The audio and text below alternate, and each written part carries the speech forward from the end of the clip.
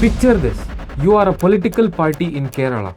You receive a letter from the Election Commission of India.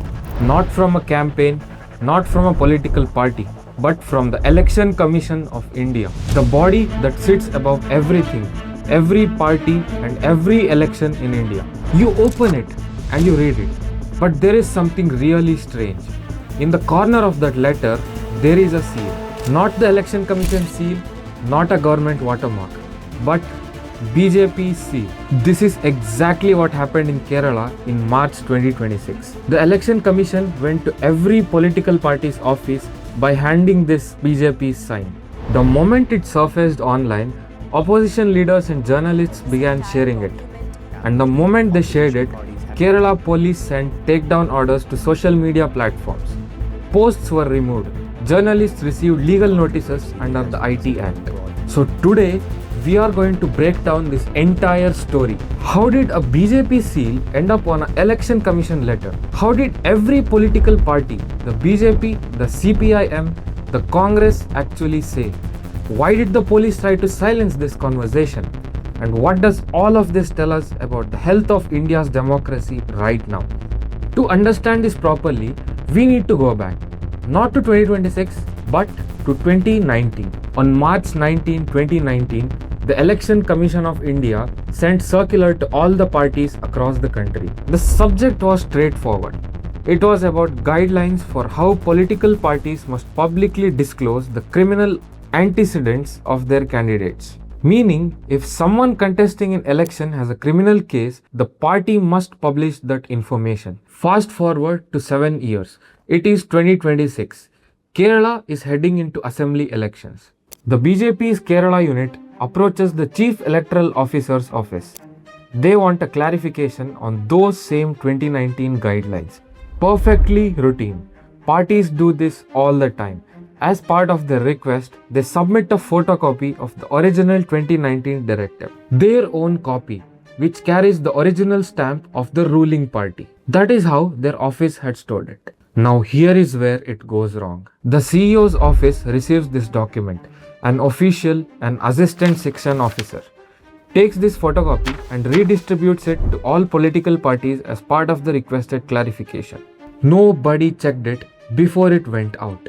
So every political party in Kerala received a letter which contained a BJP seal in it, but it looked like Election Commission is communicating with them. Now to be fair, the CEO's office caught it.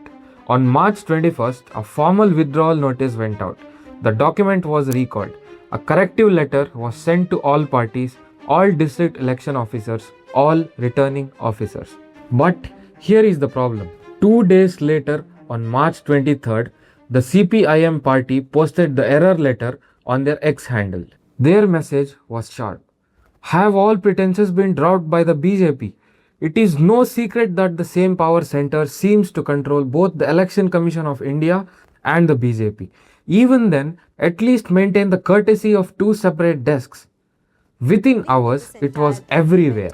Malayalam news channels ran it. Journalists across the country shared it. Congress put out a statement calling it not a mistake but a serious red flag. With that, a clerical error became a national political crisis. Now here is where it gets interesting.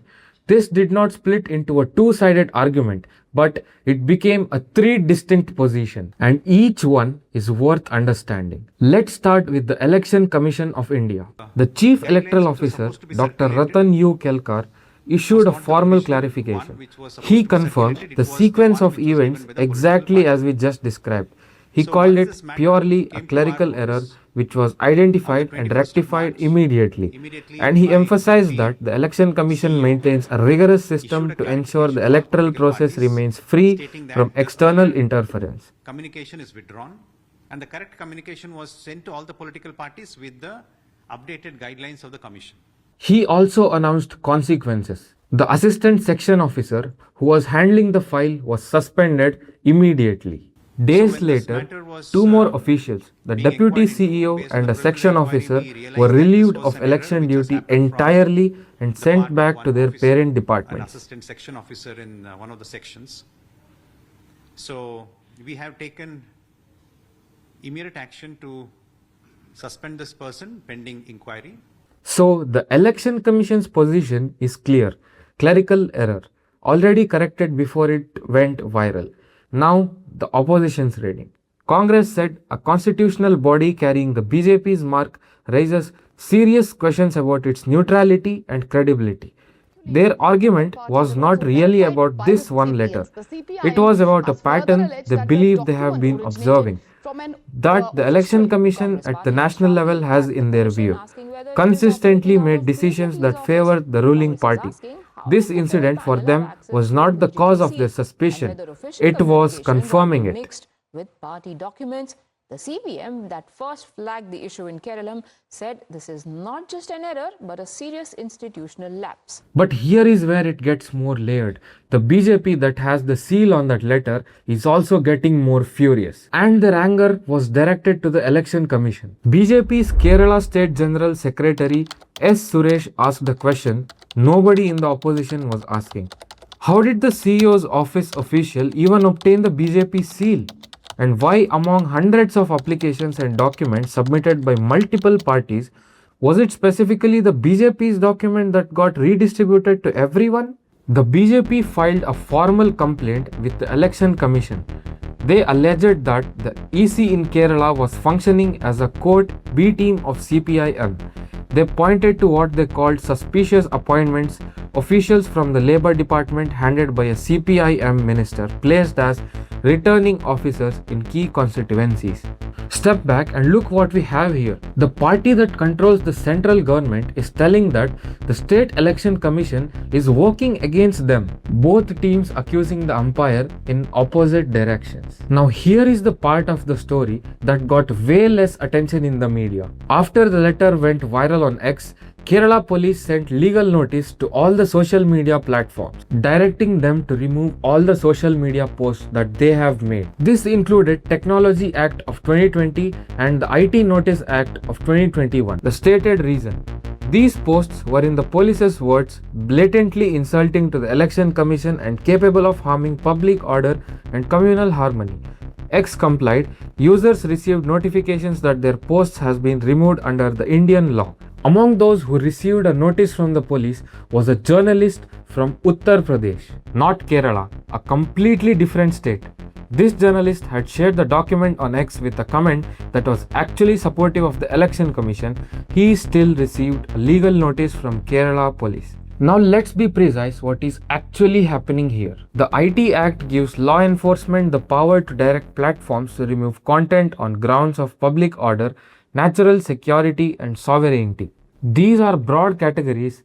Critics including digital rights organizations and press freedom groups have long argued that these grounds are vague enough to cover a wide range of content that is not misinformation but simply political inconvenient. In this case, the content that was removed was an official government document. The Election Commission had confirmed its existence. The seal was real, the letter was real.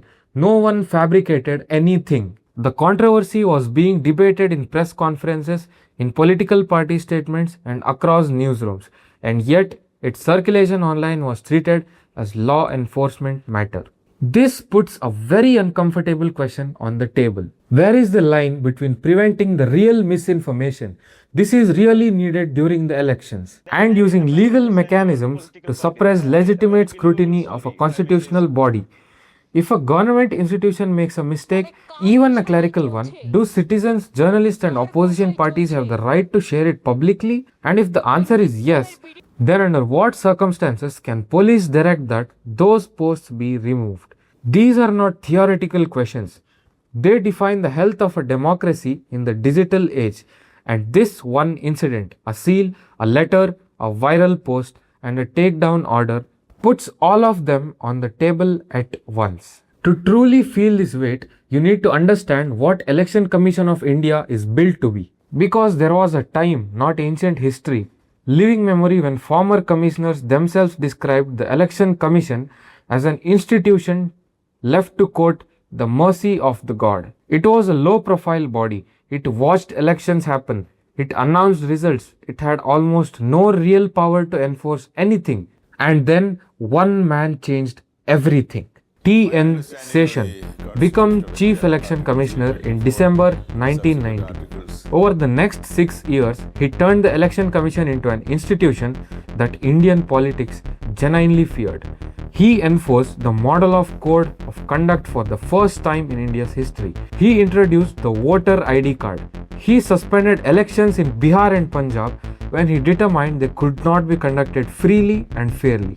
He reviewed over 40,000 campaign expenditure accounts and disqualified 14,000 candidates for filing false information. Politicians across all parties were afraid of Seshan. There is a line that captures this joke. All the Indian politicians feared only two things: God and T.N. Seshan. By the time Seshan left office in 1996, the Election Commission had the highest public trust of any political institution in India. Not the Supreme Court, not Parliament, the Election Commission. That credibility did not come from the institution's design alone. It came from the choices of the people inside it. Which brings back to the March 2026, which had a wrong seal in it. The institution's design has not changed. Article 324 of the Constitution still gives the Commission sweeping powers to superintendent and direct every election in India.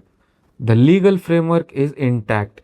What has changed is the perception. Today, as we have seen, nor the ruling party nor the opposition, both are blaming the Election Commission of India, and the Election Commission has to stay neutral in this. This is not just a political problem.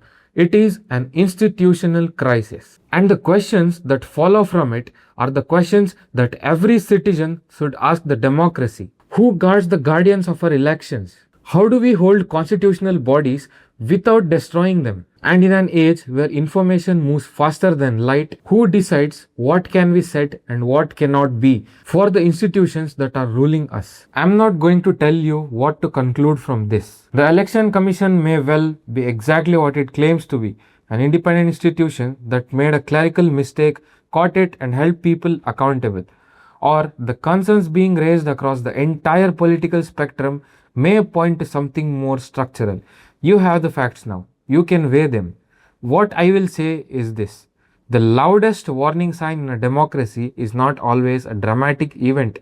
Sometimes it is quieter than that. Sometimes it is the moment when both the government and the opposition stop trusting the umpire and start trying to own the narrative instead of demanding real reform. That is the moment where it gets interesting. If this is the kind of analysis that is useful to you, then make sure to subscribe to Blacktrack Documentary. All sources are linked in the description below. You can follow them and form your own review. I am Anish signing off from Blacktrack Documentary. See you next time. Jai Hind, Jai Bharat.